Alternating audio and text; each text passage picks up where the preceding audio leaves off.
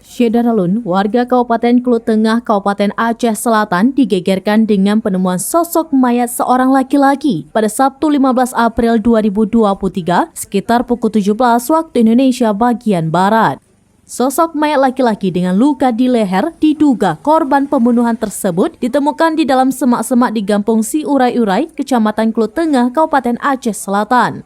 Dari hasil olah TKP yang dilakukan oleh Satuan Reserse Kriminal atau Reskrim Polres Aceh Selatan, melalui unit identifikasi diketahui korban berinisial MI berusia 22 tahun, warga desa Kota Fajar, Kluth Utara, Aceh Selatan.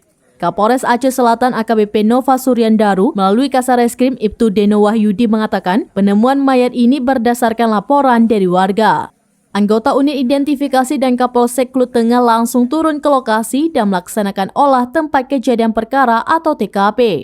Dari keterangan saksi diketahui sekitar pukul 17 waktu Indonesia bagian Barat, saksi pulang dari kebun. Saksi melihat banyak darah di sekitar jalan masuk ke kebunnya. Melihat kejadian tersebut, ia langsung melaporkan ke Polsek.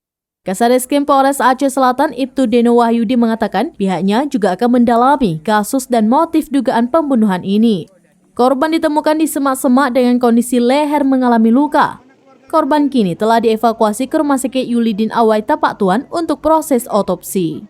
Dari Aceh Selatan, Ilhami Syahputra, Serambinews.com.